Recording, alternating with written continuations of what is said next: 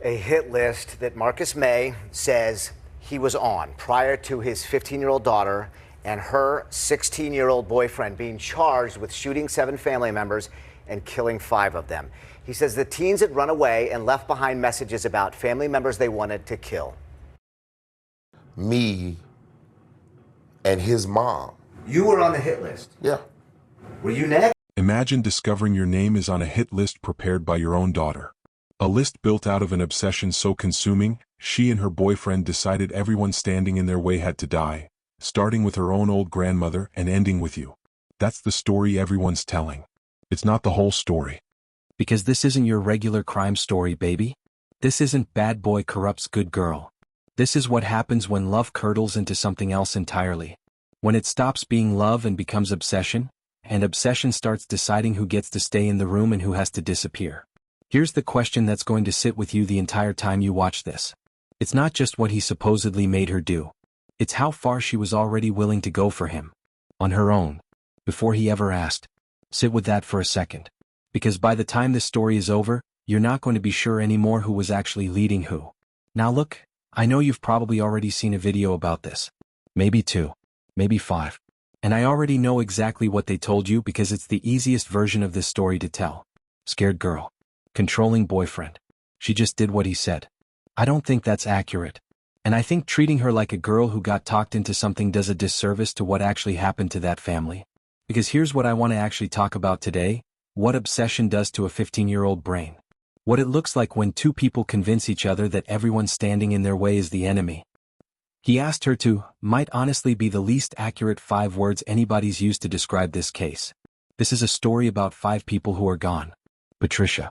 Sherry, Devin, Quentin, Shania. Real people, real Tuesdays, real plans for next year. We're going to get to all of them, I promise you that. But it's also a story about how a relationship 2 entire families tried over and over to shut down, became the exact reason those 5 people aren't here anymore. And I'm not going to just recap the timeline for you today. Because if you stay with me, here's what you're getting that nobody else has put together yet. Number 1, how many times this family already tried to pull these 2 apart? And what that pattern actually tells us about how something like this escalates. Number 2, her own written words. Not paraphrased for you secondhand, what she reportedly told him in writing about what she was willing to lose to stay with him. And number 3, one detail about what she allegedly did after the murders. Something that does not fit the story of a scared girl just following orders. Something that, once you hear it, is going to make you ask exactly the question I asked you 30 seconds ago. Who was really driving this? Before we go further into this, and this one gets heavy, I'm not going to lie to you, I want to say thank you.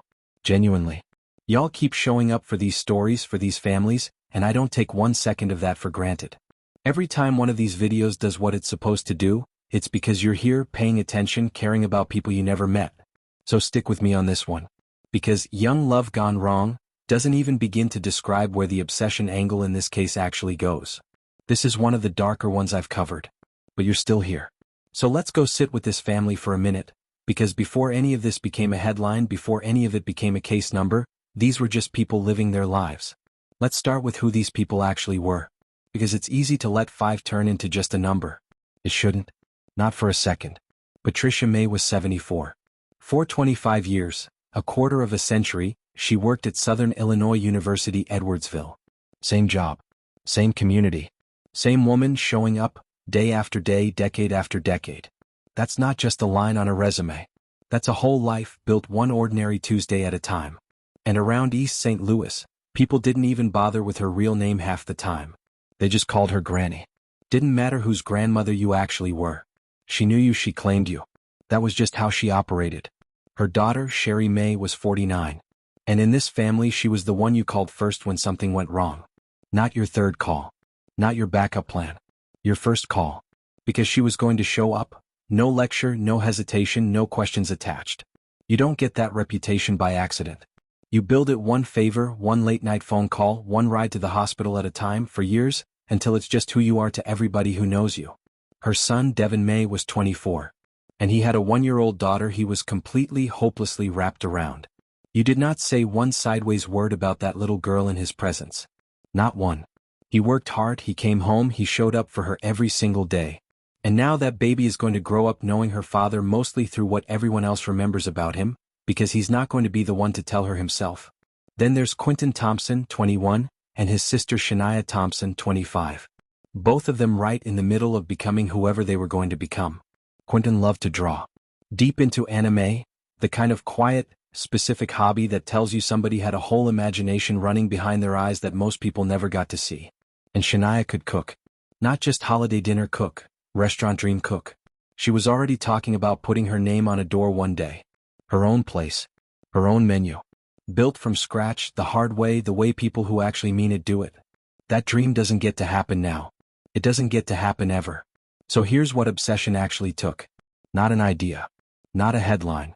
25 years of a woman feeding an entire neighborhood, gone.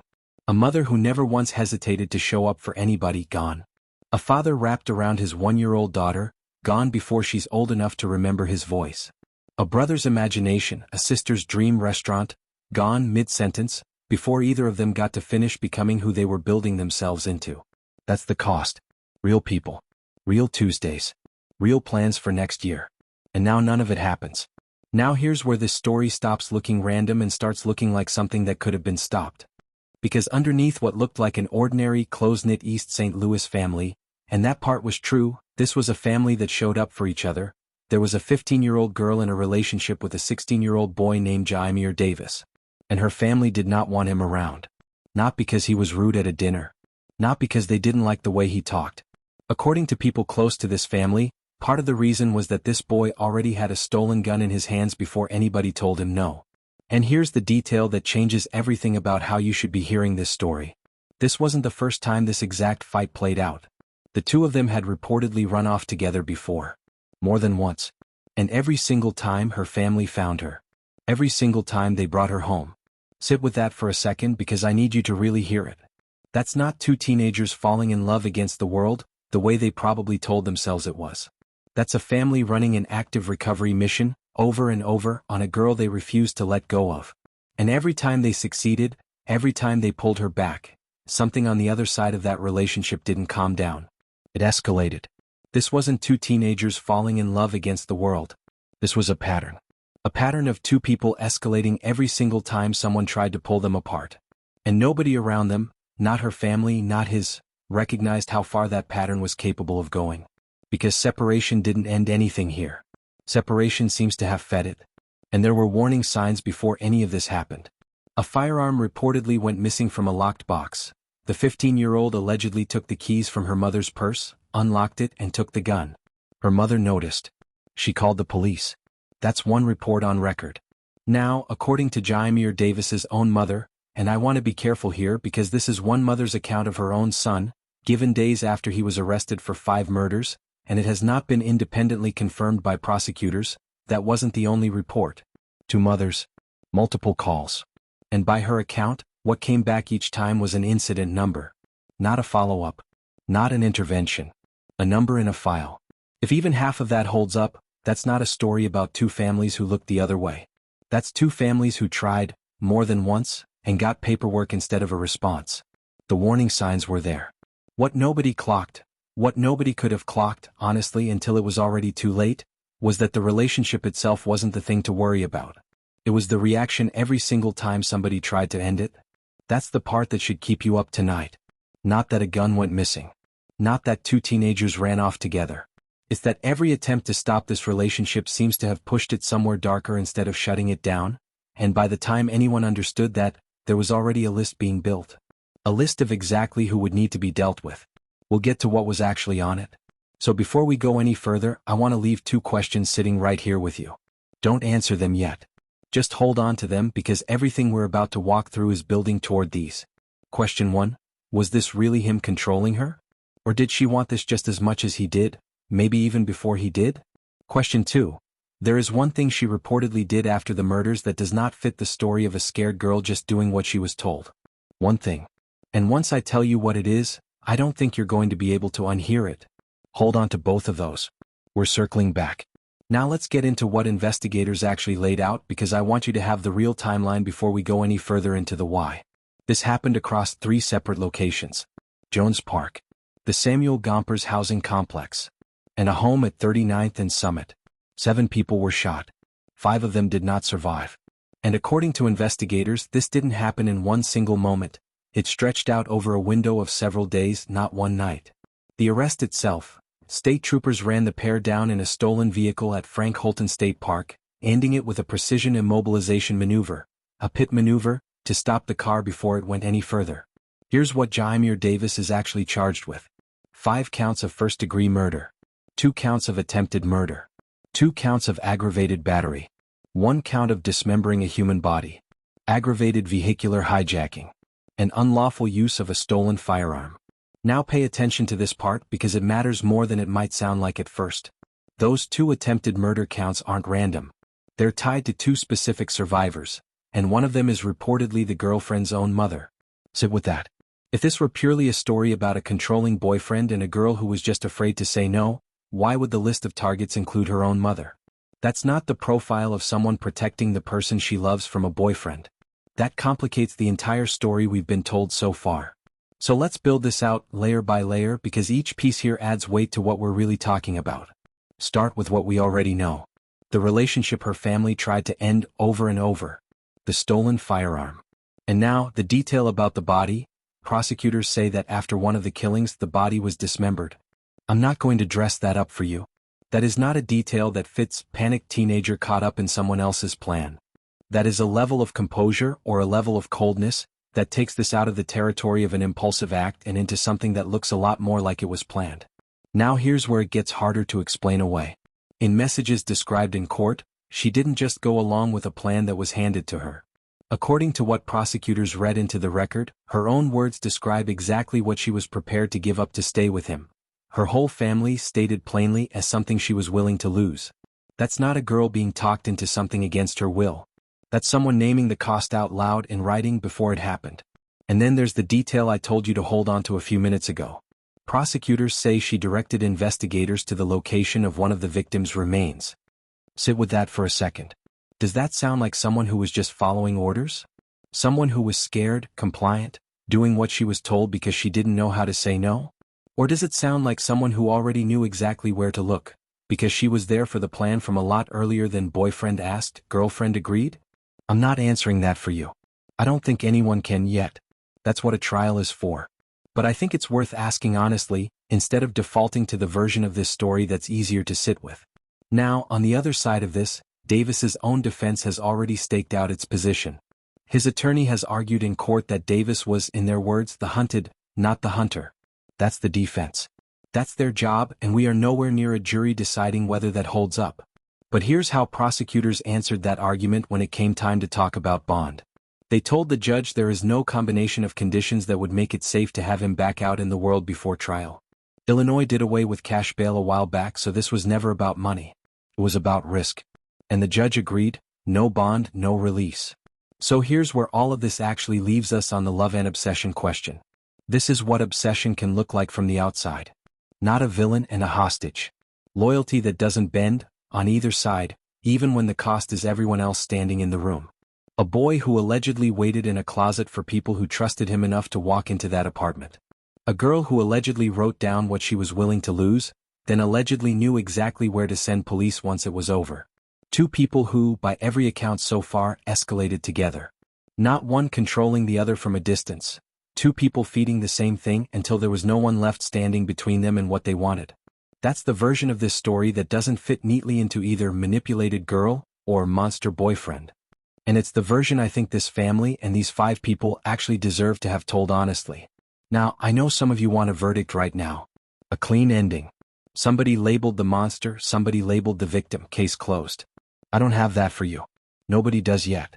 Here's exactly where things stand. A judge has already ruled that Jaimir Davis stays exactly where he is. No bond, no release, because prosecutors argued he's a real and present danger. His girlfriend's case is still sitting in juvenile court for now, while prosecutors push to have her moved into adult court, right alongside him. No trial date exists yet. Not for either of them. So I want to be straight with you. This isn't resolved. And the question we've been sitting with this entire video, who was really driving this, him or her, or both of them feeding the same thing? That question doesn't get a clean answer today. It gets clearer piece by piece as more comes out at trial. That's the honest version of where this stands, even if it's not the satisfying one. The night after that bond hearing, hundreds of people packed into a local church for a prayer vigil. And watching that back, what struck me wasn't just the grief. It was how tangled up people's feelings actually were. Some of them stood up and talked about forgiveness, about how they're raised to love one another no matter what. And in the very same breath, you could hear people asking the question underneath all of it: what was she thinking? They wanted to be together, and now they're never going to be together, not like this, not ever again. That tension isn't a contradiction. It's honestly the same tension this entire video has been sitting in. Some people in that room see a child who got pulled into something bigger than she understood. Other people in that same room see someone who made choices over and over, and knew exactly what those choices were going to cost. Both of those reactions are sitting in the same pews, from people who loved this family. I'm not going to pretend one of them is the correct one and pick it for you. What I will tell you is that this family's needs didn't end when the vigil did. There's a GoFundMe active for them right now, and the church has committed to ongoing grief counseling for as long as this family needs it, not just for one night, not just for the cameras. If you're looking for something to actually do with how you're feeling after watching this, that's it. That's where it goes. So here's what I want to leave you with before we close this out. Not should she be tried as an adult. You've heard that question 100 times already, and honestly, it's not the interesting one anymore. Here's the real question. If obsession made her capable of this, if it turns out she was every bit as invested in this as he was, does it matter whose idea it was first? Tell me where you land. I mean that. Drop it below, because I already know this comment section is going to have a lot to say and I want to hear it. Before we go, I want to say their names one more time. Not as a case number. Not as a headline count. As people. Patricia May. Sherry May. Devin May. Quentin Thompson. Shania Thompson. This is what's left when obsession gets mistaken for love long enough. A family that spent years, actual years, multiple attempts, real effort, trying to protect one of their own. And it wasn't enough. Gone in a week. If this case is still developing by the time you're watching this, and it will be because nothing here is decided yet, we're going to stay on it.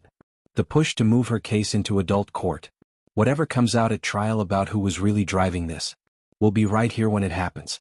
Subscribe so you don't miss it. Drop a comment and let me know where you landed on tonight's question. And I'll see you in the next one.